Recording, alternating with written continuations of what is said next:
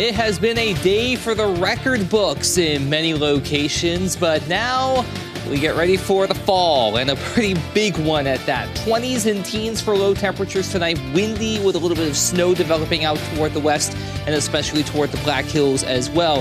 Snow showers possible. East River, really less than an inch in many locations with only a few exceptions toward the North Dakota border, but temperatures are going to be falling through the day. We'll go into a little more detail on that, plus how long this chilly weather will stick around too, coming up in a little bit. Until then, First to Fourth starts right now. Live from KELOLAND Media Group. KELOLAND News, first at 4.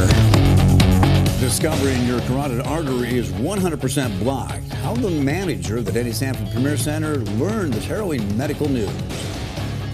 Plus, thousands of people came out to show their respects for 2 Minnesota police officers who died in the line of duty last week. And later, the state tournament for foosball was last weekend. What went into the event and how it shaped up. Good afternoon, and thanks for tuning in to First at 4. I'm Don Jorgensen. And I'm Kelly Volk.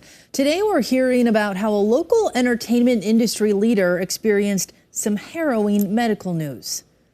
The follow-up was, hey, come in for an ultrasound. Okay. So I came in and they did the test and they said, okay, this looks a little suspicious. You're at least 80% blocked in your right carotid artery. But we want to schedule a CT scan because that'll make sure that confirm or deny. Tonight on KELOLAND News at 10, Dan Centella will tell us about Premier Center General Manager Mike Krusen's message for others after his carotid artery was discovered to be almost totally blocked. A November vote on allowing the legislature to add a work requirement to Medicaid is one step closer after a resolution passed the House committee this morning. The resolution would put a constitutional amendment on the 2024 ballot that would allow the state the option to implement a work requirement for able-bodied Medicaid recipients. The amendment does not add a work requirement. It just gives the state the option to add one. The measure now goes on to the full House for final consideration. The South Dakota Supreme Court says that certain health care providers can no longer be excluded as providers from the Sanford Health Plan. Qualified physicians, optometrists, and nurses are included in the ruling. The ruling dates back to a voter-approved 2024 ballot issue called Any Willing Provider, stating that no health insurance company could exclude qualified providers in the geographic area who are willing to meet the conditions of the insurance plan. Well, much of southern South Dakota is under a red flag warning as critical fire weather conditions are expected throughout the day. The warning extends through tonight. The dry fire fuel, strong gusty winds, and dry air today are contributing factors.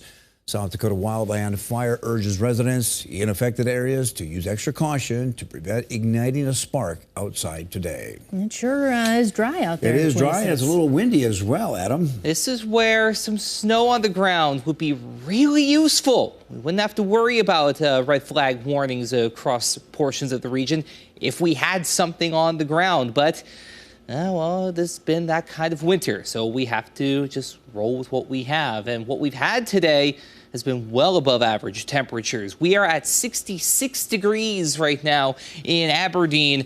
That has already beaten the old record. That was a 65 today for the daily record. We were able to get up to 68 a little bit earlier this afternoon. That's a westerly breeze up there at 5 miles per hour. We have inched a little bit closer now in Sioux Falls, 69 degrees with a view downtown, a west wind at 8. The previous record today was 66. The all-time record for February is 70.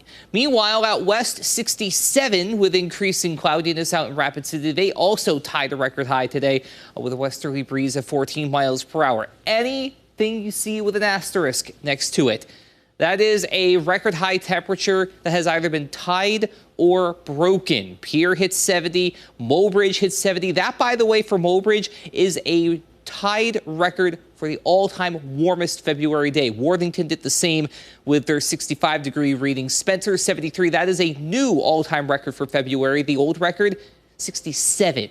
We are just barely getting to tying a record now at Huron. They're at 68. That just came in over the course of the last about 3 or so minutes. There is cloud cover out there, mainly up toward Aberdeen, Eagle Butte, Mulbridge, north of Highway 212 especially. But beyond that, it's been a pretty nice day to get outside, feeling and, well, if we had some trees budding, looking more like the middle of May instead. We're at 72 right now in Chamberlain, 62 for Brookings, 64 in Sisseton as well as Marshall, 64 for Faith, 59 in Buffalo. You like these temperatures? They're not sticking around, but they are coming back. We'll talk about that in your 7-day forecast and through the next hour. Thanks, Adam. The Aberdeen Police Department is asking for your help to find someone who fired a gun in town Friday. Around 10:20 that night, police received reports of gunshots around 12th Avenue Southeast. A witness says one person fired a rifle or shotgun into the air while standing next to a small pickup. The person then left the area.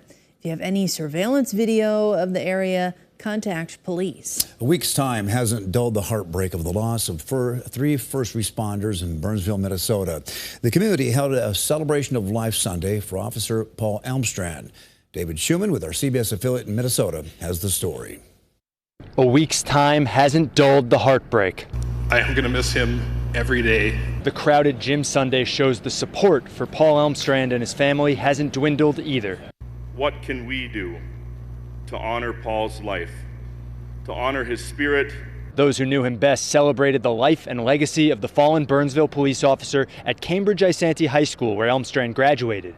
They remembered him for his faith, selflessness, love of music, and his passion, even at a young age. What struck me the most about Paul, I would have to say, was his absolute love and enthusiasm for life. He loved everything. He was curious. Paul had a great sense of humor. From a young age, he developed a witty charm and brought a smile to anyone's face. A gunman killed Elmstrand along with 2 other Burnsville first responders, Officer Matthew Ruge and firefighter paramedic Adam Finseth. Elmstrand leaves behind a wife, Cindy, and 2 young children he was devoted to. Let us all remember Paul as a selfless man and loving husband, father, and son. From the first moments, Paul was smitten. He participated in every aspect of child rearing. Elmstrand's first responder family joined to remember him as well. Thank you so much for your service. Follow Paul's example and choose to love.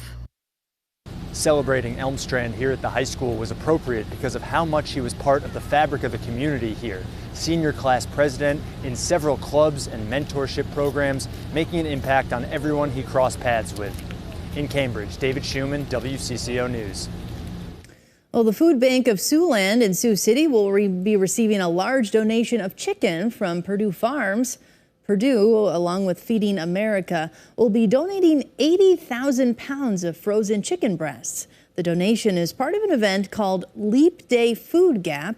The chicken will be distributed on February 29th. Organizers say the event is to help account for the extra day of the year families need to provide food for.